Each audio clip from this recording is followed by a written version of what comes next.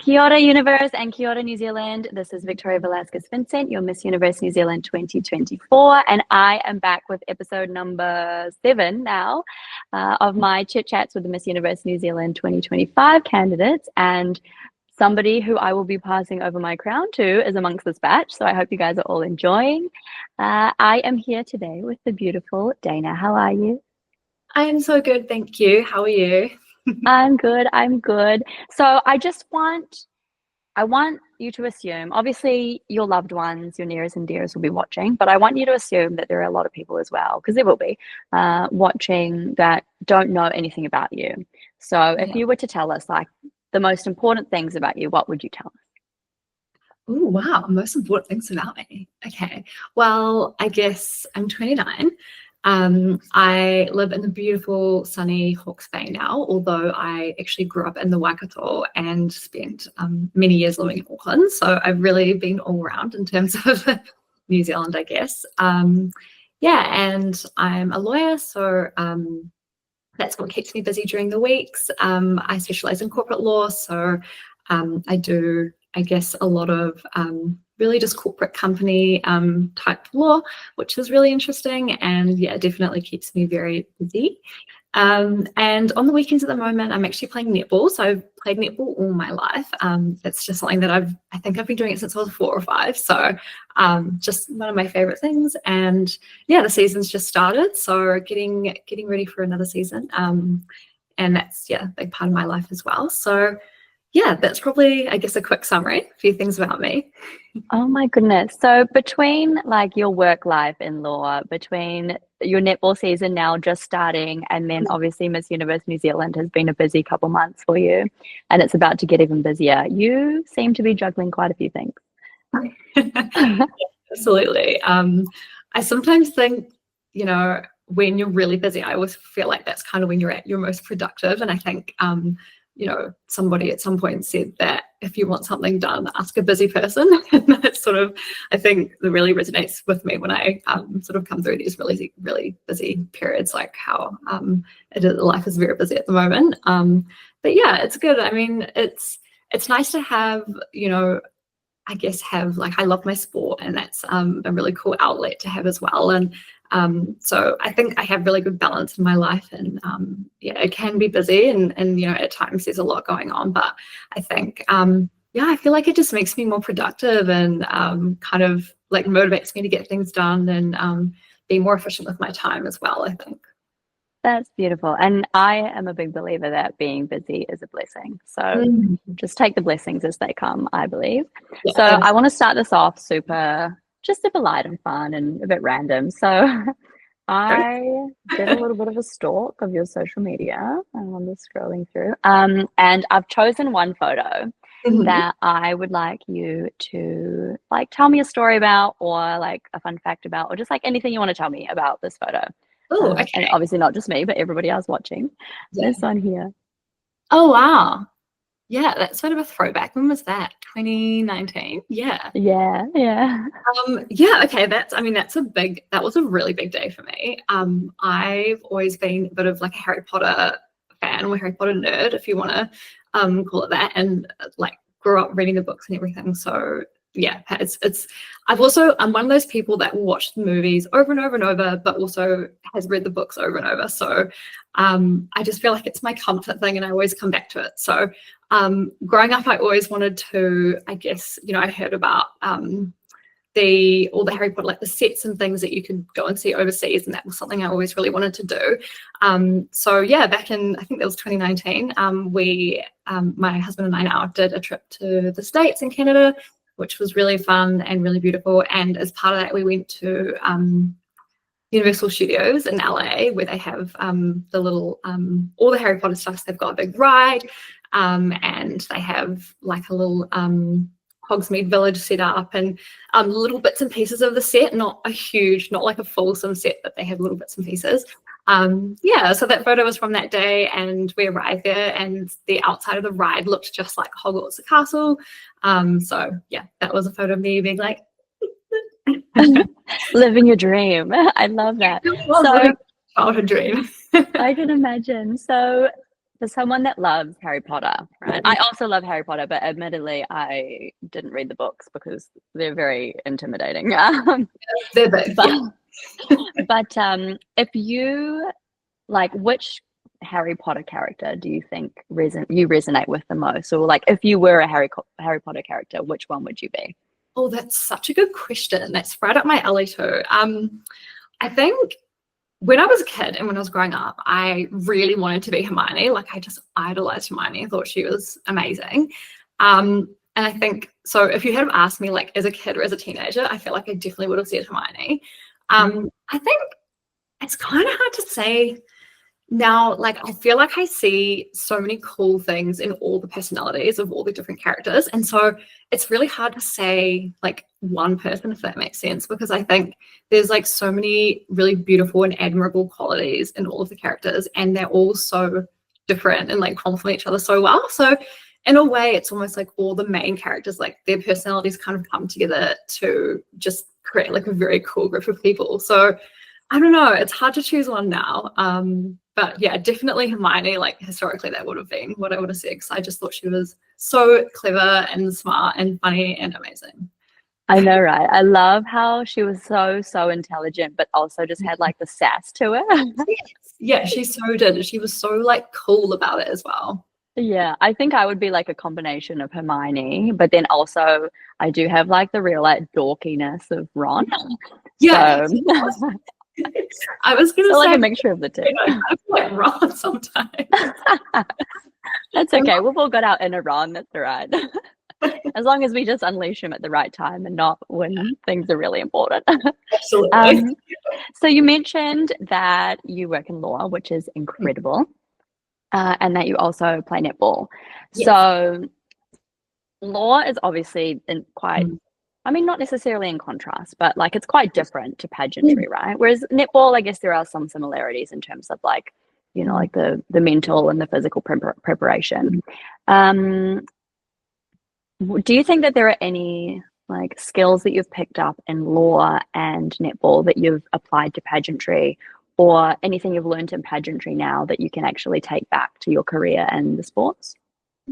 Yeah, that's a really good question. I think because I did a couple of pageants like many years ago when I was, I think, like 19, maybe going on 20, so quite young. And I think at the time it was very like kind of crazy decision for me, and something was all very new to me, and loved it, had a great experience. But I think it's interesting because coming from that into then I was studying and I was doing my law degree, and towards the end of my law degree, I think it does get I don't know if you've heard this, but from if you know people that do law, but it gets very competitive towards the end of the degree when people are applying for jobs, and the jobs can be quite scarce, and so that's kind of a whole thing. And one thing that I kept thinking, and I kept saying to people as well, was that I felt so lucky that I'd done pageants, because I felt like it had prepared me so well, just in terms of like presenting myself. And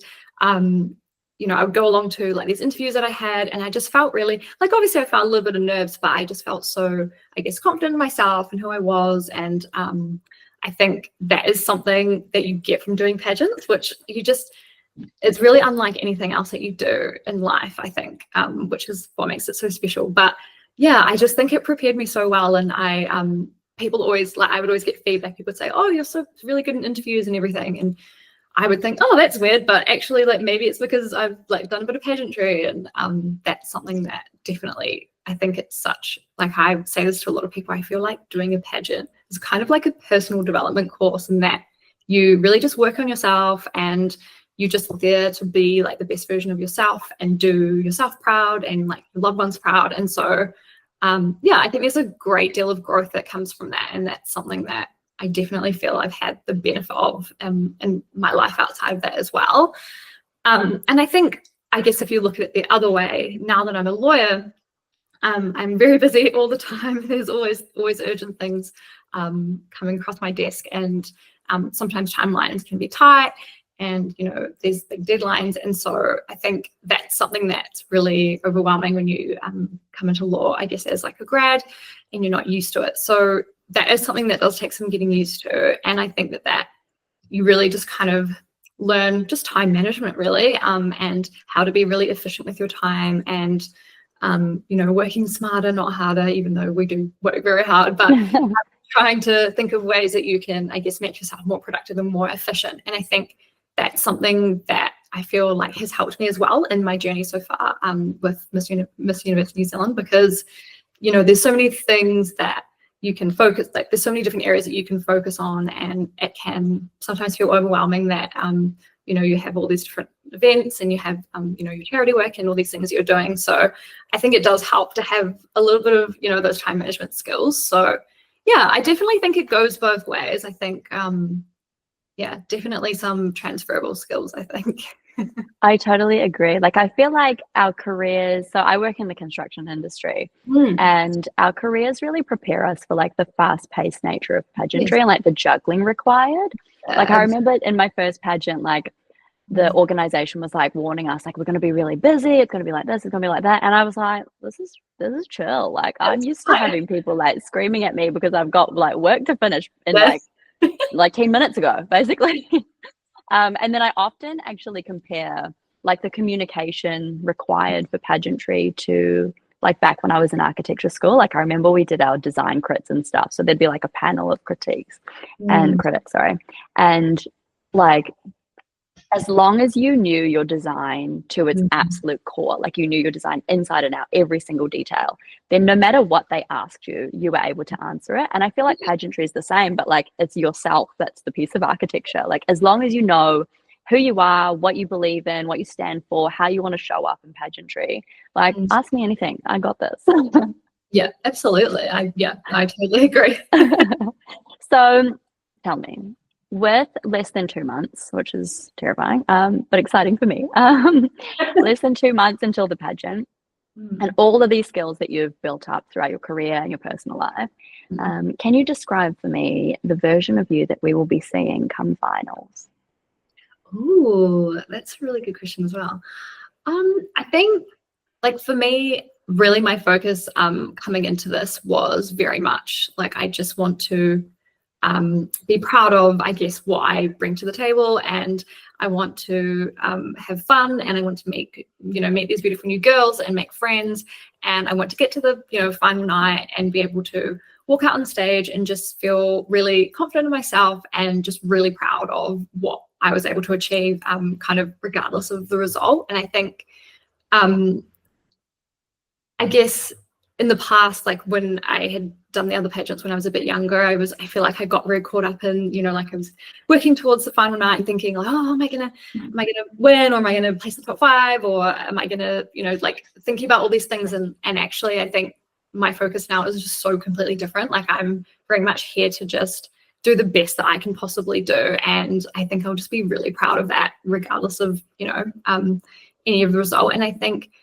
you know, so much of well, basically everything in the competition is really out of your hands. Like, you can only do so much, and you can only do the best that you can do, I guess. So yeah, I'm just really focusing on that. And I think, yeah, if I can kind of just get to the final night and be really happy within myself of what I've done, and then I'll feel like that was a great success, you know.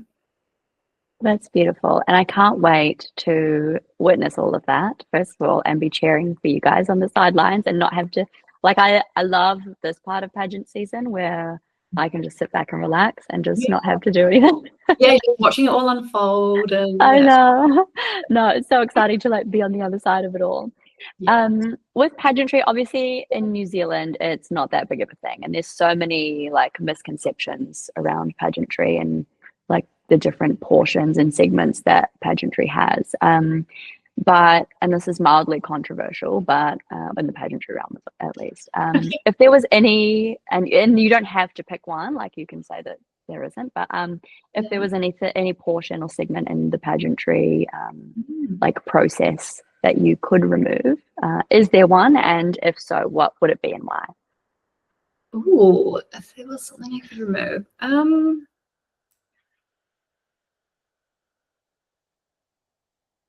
I don't know. Honestly, I don't think that there is anything that I would remove. Like, I feel like all of the categories and all of, you know, the pieces of the puzzle, like they just all have their place. And I feel like they all kind of, you know, demonstrate different abilities, and everybody is so unique in what they bring to the table. So I think it's nice to have a combination of like different categories. And I love that there's an interview aspect. I think obviously that's really important, because when you're on stage, you kind of like, you're there and the judges are there, but you kind of can't really connect with the judges. So it's nice to have the interview portion and actually be able to chat with them one-on-one.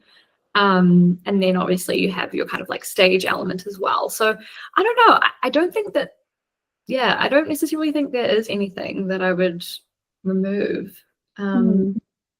Yeah, I hadn't really, yeah, that's a really good question, because I hadn't actually thought about that before. But no, I don't think there is anything. Yeah, I think it's a great, very like balanced, well-rounded competition. I've always thought that I wouldn't necessarily remove anything, but so I'm like a big fan of like the interview side of things. Yeah. But then I also feel like, and this goes for like the interview, but then also the onstage Q&A. It's like you get asked a question and then you have 30 seconds to answer it, and then that's it. Like it's just like question and then answer. Yes. Whereas I would actually add around, and some people would hate this because I know some people hate the interview stuff.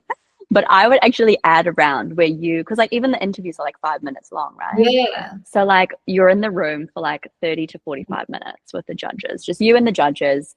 And it's not necessarily like a ping pong game of Q&A, like question, answer, but it's actually like a full on discussion, as if you guys are like on a podcast where you're having like a round table talk or something. Because I'm a big believer that like 30 seconds, first of all, is not enough to determine the intelligence of a woman, right?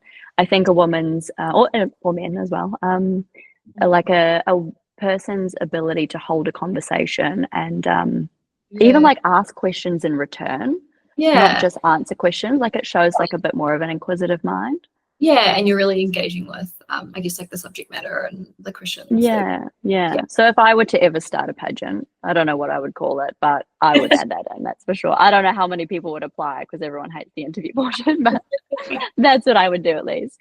No, I agree with that. Like, I think in terms of removing anything, I don't think so. But adding things like, oh, that's a very different question. I feel like, I would like to see, I think, the interview be maybe a little bit longer because it is quite short.